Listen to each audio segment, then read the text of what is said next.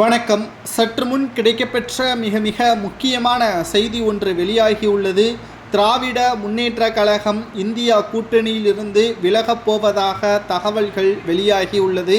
India கூட்டணி தமிழகத்தை பொறுத்தளவிற்கு வெற்றியை தேடி தந்தாலும் வட மாநிலங்களில் மிகப்பெரிய தோல்வியை தான் தற்பொழுது தழுவியுள்ளது.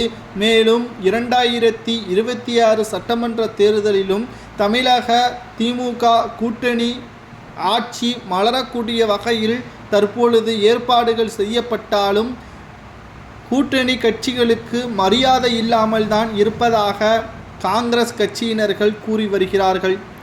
ஏனென்றால் வருகின்ற ஈரோடு கிழக்கு தொகுதி இடைத்தேர்தலில் காங்கிரசிற்கு ஒதுக்கப்பட்ட தொகுதியில் தற்பொழுது திமுக போட்டியிட உள்ளதாக தகவல்கள் வெளியாகியுள்ளது.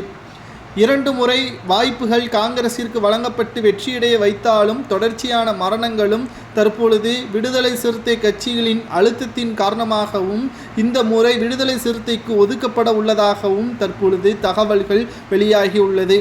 ஏனென்றால் திராவிட முன்னேற்ற கழகத்தின் கூட்டணிகள் 13 கட்சிகள் இருக்குமேயானாலும் தற்பொழுது வரை திராவிட முன்னேற்ற கழகத்திற்கு கூட்டணி கட்சிகளின் ஆதரவுகள் பணத்தை மட்டும்தான் முன்னிறுத்தி வைத்து கொண்டிருக்கிறது. தொகுதிகள் பங்கீடு என்பது குறிப்பிட்ட சமூகத்தினருக்கு ஏற்றவாறு தொகுதிகளை பிரித்து கொடுப்பதின் காரணமாக விடுதலை சிறுத்தைகளின் கொள்கையில் மாற்றம் தற்பொழுது ஏற்பட்டுள்ளது. காங்கிரஸ் தற்பொழுது அதே தொகுதியில் EVKS இளங்கோவன் அவர்களது கடைசி மகனுக்கு வாய்ப்பு வழங்க வேண்டும் என்றும் தற்பொழுது அழுத்தமும் காங்கிரஸ் தரப்பிலிருந்து கொடுக்கப்பட்டு வருகிறது. இதனால் இடைத்தேர்தல் இன்னும் 2 வாரங்களில் அறிவிக்கப்படும். அதற்கு பிறகு தேர்தல் பணிகள் மும்முரமாக நடைபெறும். அதற்கு பிறகு தேர்தலில் எந்த கட்சியினர்கள் போட்டியிடப் போகிறார்கள் என்பதை பற்றியான விவரங்களை இப்பொழுதே தெரிவிக்க வேண்டும். இல்லை என்றால் கூட்டணி உடையும் என்பதற்கேற்ப திமுகவில் தற்பொழுது மோதல்களும் ஏற்பட்டுள்ளது.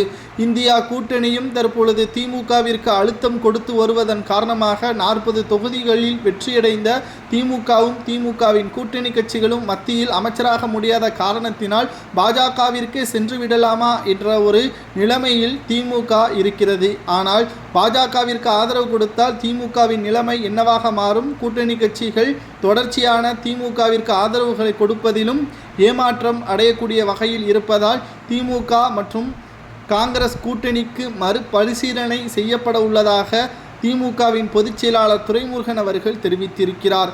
இதனால் ஈரோடு கிழக்கு தொகுதி இடைத்தேர்தலில் விடுதலை சிறுத்தைக்கும் காங்கிரசுக்கும் போட்டி நிலவலாம். ஏனென்றால் இருவரில் யாராவது ஒருவர் தான் போட்டியிட முடியும் என்ற காரணத்தினால் இதன் மூலம் கூட்டணி உடைவதற்கு வாய்ப்புகள் ஏற்படும்.